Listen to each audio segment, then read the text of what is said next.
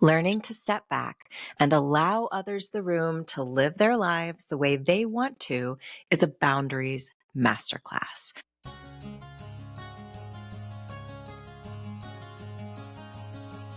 Hi, everyone. I'm your host, Dr. Shafer of Talks with Dr. Shafer. I'm so glad you're here. Welcome back to the podcast where we help you reclaim your story and build your most beautiful future. Every week, we have guest episodes where we have inspiring people share their stories and how they are making the world and their life a better place and exactly what they want it to be, as well as short talks every Thursday where we discuss how we can master our mindset from a neuroscience informed approach. I'm a physician, mom, life coach, musician, author, publisher, and I am passionate about using storytelling as a tool to help you reclaim your story and build your most beautiful future. So let's get into it today. There has been a lot of talk recently about the letthem approach to life. Mel Robbins has recently published a book that I recommend reading on the principles of the letthem approach. And it can be really helpful to challenge our habits of getting sucked into chaotic power struggles with people and entities in our life. And often we don't even recognize that that is what is happening because it's become such a pattern. Learning to step back and allow others the room to live their lives the way they want to is a boundaries masterclass, because a big perspective shift, if we are finding ourselves feeling mentally drained from our relationships and the activities we are engaging in, comes from taking an honest assessment of what the energy exchange is from these encounters and activities. Are we meeting a friend, for example, for coffee and leaving this optional activity that we presumably scheduled to add to our wellness, feeling overall unwell? And if so, why? Sometimes we get stuck in the habit of wanting to control others. This often stems from a deep-seated need for control over our own lives. Culture, society, and our upbringing may have contributed to the false notion that we have control over others, and that it is our role to control not only our own behavior, but that of other people. We may find ourselves consistently overstretching with helping others and then feeling frustrated that what we saw as help was unappreciated or even looked at negatively. One common sentiment, for example, when someone calls you to discuss a problem they're facing, is to respond to them not taking your advice with, well, why ask for my advice if you aren't going to take it? But the question is, did they ask for your advice?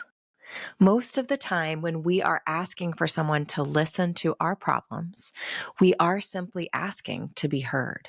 Simple yes, yet we have been programmed to listen to respond and to feel that it is our responsibility to help fix everyone's problems.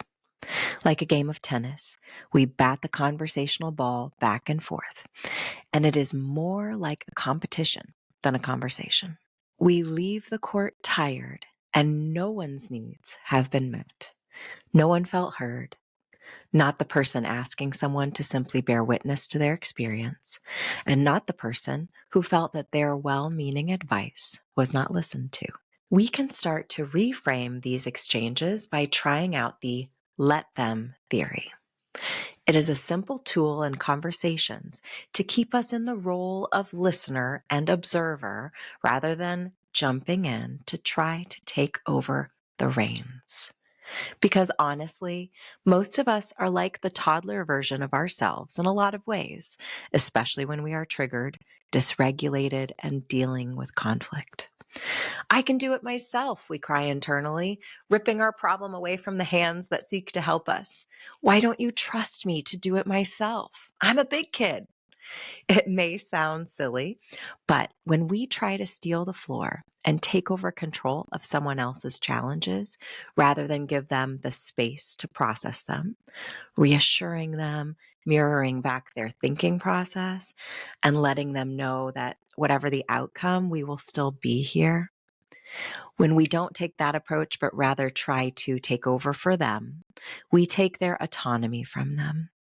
This isn't intentional, and it may be upsetting to hear, but remembering how we are all seeking opportunities to feel in control of our lives and destiny in a world where almost everything is out of our control, it makes a lot of sense. This is not intentional, and it may be upsetting to hear, but remembering how we are all seeking opportunities to feel in control of our lives and destiny in a world where almost everything is out of our control, it makes a lot of sense. To be loving and supportive friends, family, and partners, we can make a huge step in this direction of improved communication and respect to simply let them. Let them do what they want to do. Let them say what they want to say. You never had control over it anyway. Once you start practicing this tool, now take the temperature of how your body is showing up to encounters that may have previously put you on edge, knowing that they would likely leave you feeling depleted rather than lifting you up and energizing you. You can release the self-ascribed duty to create change for someone and instead practice creating a space for them to feel heard and to process their own thoughts as to their own goals, to consider what they can do to meet them and what they can learn from the inevitable mistakes and failures that life gifts us as tools to keep learning and growing. Take stock of how your nervous system feels after conversations when you commit to maintaining your boundaries of what is within your realm of control and what isn't.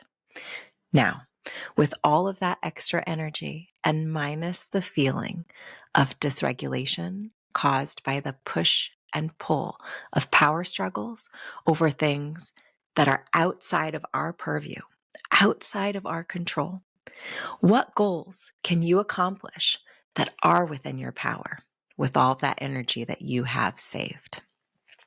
What way can you use this energy to make a positive impact, to move closer to your goals? I promise that once you start to practice allowing people to maintain their autonomy in relationships by releasing any attempt to direct them and focusing on opportunities rather to connect with them, your relationships will deepen and your satisfaction will grow immensely.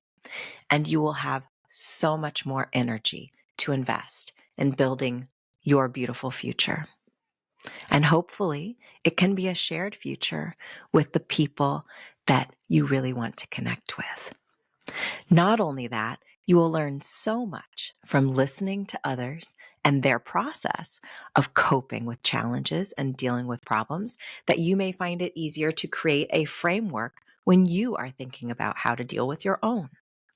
And once you become an active listener who shows the utmost respect for the boundaries of others, it becomes easier to identify the relationships in your life where others are trying to project their values and beliefs on you and control your behavior and make choices for you instead of supporting you. Rather than acting as an important source of support in your life, they may be trying to guide you in directions you don't want to go. And minimizing this type of interaction in your life will help you learn to respect your boundaries as well and stay on your path. I hope this short talk on mastering your mindset through recognizing boundaries, being an active listener, and simply letting people do what they want to do has been helpful for you. Please subscribe to the show if you haven't already so that you don't miss the inspiring guest episodes we have coming up on Talks with Dr. Shafer and more short talks like today where we work on mastering your mindset so that you can reclaim your story and build your most beautiful future. Thank you so much for being here with me today. Until next time, stay safe and take care. I'll talk to you soon.